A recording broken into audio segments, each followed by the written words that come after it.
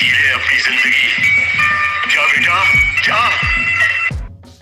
सुना आपने? कब कहेंगे राजा साहब जा सिमरन जा, जी ले अपनी जिंदगी। राजा साहब मतलब दिग्विजय सिंह। अब तक देश की सत्ता पर काबिज रहने वाली कांग्रेस आज अपने अस्तित्व के लिए संघर्ष कर रही है। इसके कई कारण हैं। हालांकि 2018 में 3 प्रदेशों में सरकार बनने के बाद पार्टी में कुछ जान आई थी। पलायन का मन बनाकर बैठे कार्यकर्ता भी उत्साहित हो उठे थे, लेकिन अचानक सड़क पर आ गए महाराज और हो गया तख्ता पलट और कार्यकर्ताओं का जोश फिर हुआ ठंडा। चलिए कोई बात नहीं, उसके बाद आया कोरोना। जनता ने किया त्राहिमाम, पर मोदी सरकार ने निष्ठुरता के साथ लोगों को लगभग मरने के लिए छोड़ दिया था। आम जनता के जख्म भरे भी नहीं थे कि आ गई जबरदस्त महंगाई। पेट्रोल से लेकर हर जरूरत का सामान होने लगा महंगा। एक प्रकार से जख्म पर नमक छिड़कने लगी मोदी सरकार।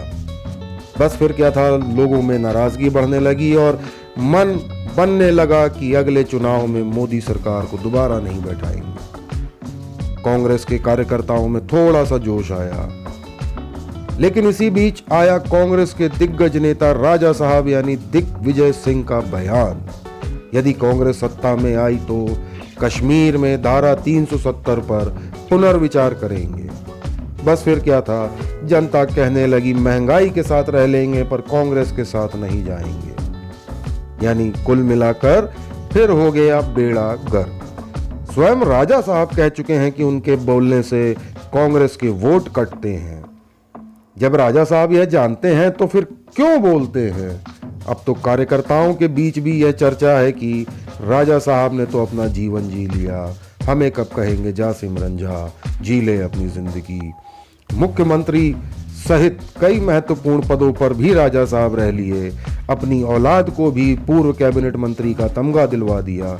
सब कुछ तो मिल गया, आगे भी मिलता रहेगा, चुप रहेंगे तब भी। लेकिन राजा साहब है कि मानते ही नहीं। कार्यकर्ताओं का मानना है कि राजा साहब यदि इसी तरह से बोलते रहे तो कांग्रेस जल्द ही समाप्त हो जाएगी। वैसे ही कांग्रेस में कार्यकर्ताओं का बड़ा टोटा है। कुछ कार्यकर्ताओं का यह भी कहना है कि राजा साहब कब बोलेंगे जा सिमरन जी ले अपनी जिंदगी, मतलब आखिरी सार्वजनिक बयान और उसके बाद राजनीतिक संन्यास, जिससे सिमरन का भविष्य बन सके और कांग्रेस में जान आ सके। सिमरन बेचारे कार्यकर्ता।